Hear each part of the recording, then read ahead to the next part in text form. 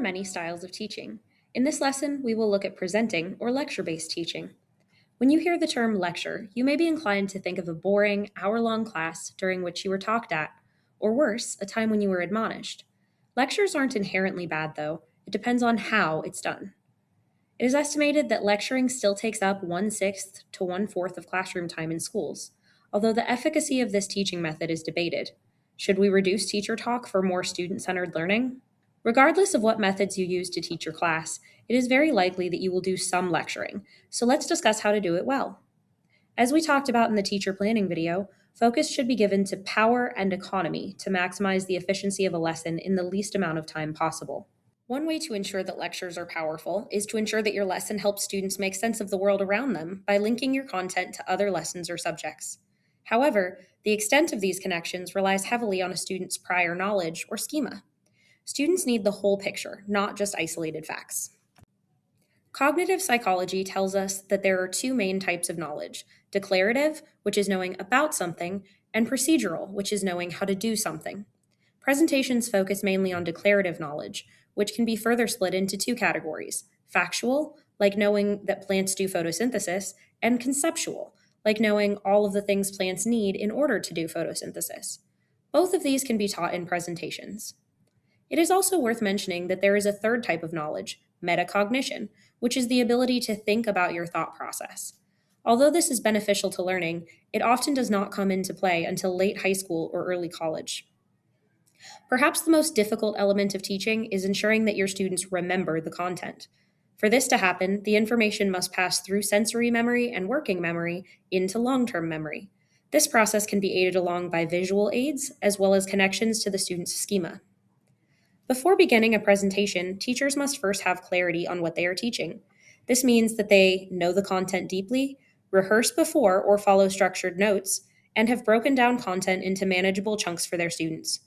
Doing these things ahead of time helps provide a smooth presentation. To maximize student retention, teachers can utilize techniques such as advanced organizers or establishing set. Advanced organizers tell students what they are about to learn, either verbally or in written stems. One example of this would be a teacher saying, "As I do this, I want you to focus on that." Similarly, establishing set provides signposts for students to watch out for, such as, "This is the key idea." These techniques focus student attention, and research has shown that they improve student knowledge retention even days later. Since today's classrooms include students that vary widely in their prior knowledge and development levels, it is important to include differentiation in your presentation. This can include visual and verbal explanations, as well as both concrete and abstract examples. Expert teachers are often able to judge how a presentation is going from their students' cues and provide this differentiation in real time. Generally, most presentations follow the same basic layout. First, it is important to state the objectives of the lesson clearly to provide students a goal they can focus on. Second, an agenda should be provided with time expectations if possible. Here's a sample of an agenda posted by a presenter. Next, an introduction should be provided to gain students' attention. This can be a sensory hook or something to spark curiosity or surprise. Then, prior to beginning a presentation, teachers should provide a setup for the activity that signals the beginning of new learning and helps students get their mind off of other things. A good example of this would be a recall of the prior day's lesson. After these setup steps have been completed, teachers present new information. This is best done in chunks manageable for student understanding. Try to focus on the phrase "less is more" when planning a lecture. Finally, teachers should check for understanding. Try to avoid asking, "Does anyone have questions?" as many students are too nervous to speak out. Instead, try group input via thumbs up or thumbs down, or a finger signal system. This is also a great time to look for nonverbal cues, such as looks of confusion from students. When using this type of teaching, it is also important to plan ahead for classroom management. To the greatest extent possible, the environment should be structured and distraction-free. The easiest way to ensure this is to set clear expectations ahead of time that there will be no talking during the lesson. Constant interruptions will derail student thinking, so it's important to avoid that. After your presentation, it is important to test students on their knowledge. This does not have to be a formal written test, but knowledge should be assessed frequently to avoid students forgetting over time. We will talk about more effective assessments later in this course. Lecture-style teaching doesn't have to be boring, it's just often misused. Its effectiveness depends on the clarity of the lecturer, the structure of the presentation, and the connections to prior knowledge. Let's hear from a teacher who has put his own unique twist on presenting to his students. So tell me about what grades and subjects you've taught. I have taught third grade through 12th grade. That was an Oregon weird homeschool charter school. That was public. It's really weird. But anyway, I have mainly taught 6th grade, 7th grade, and 8th grade science.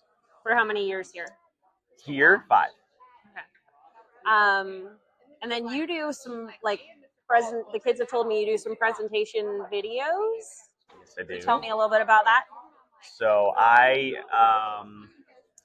sort of like the reverse teaching, where the kids are teaching themselves through my video. So I am recording myself, but they can self-pace themselves through instruction. So they can stop it, and there's usually questions embedded in it. So there is formative assessments that's automatic in there. But I can monitor all 25 students at the same time. Do you have them recorded for the whole year already ahead of time? That's nice. Yep. I adjust them when needed, but for the most time they're recorded.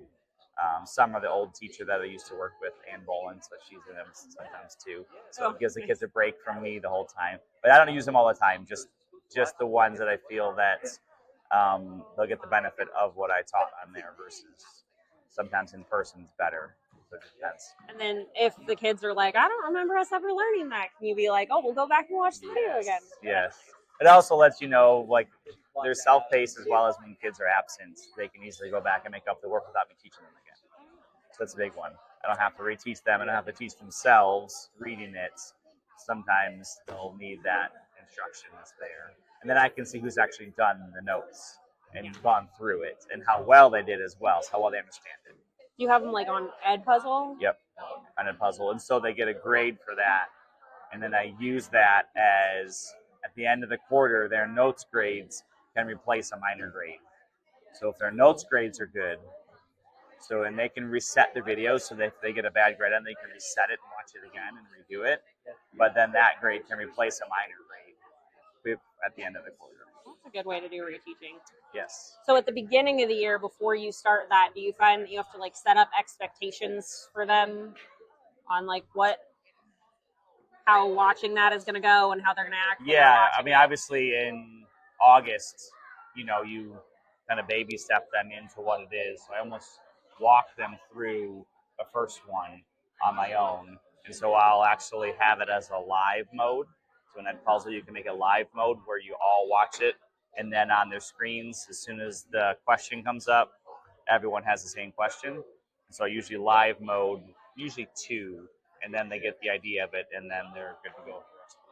And then the later videos, do they watch those in class, or do you have them do it as homework? Most videos are done in class, yes. Very seldom do they be done at home. But most are done in class because I want to monitor them and see how their progress is doing. And lots of times the kid will accidentally click on the wrong question and they want to get a good grade for their note score. And so I'll reset their question. They might have misclicked or read it wrong. So yes, mostly in class because I'm still teaching. So I'm either looking at my computer or I'm walking around helping them with, I know that this part of the video is going to be the toughest. So I'm still teaching. I don't have to talk the thing 4 times in a row. Yeah, that's a great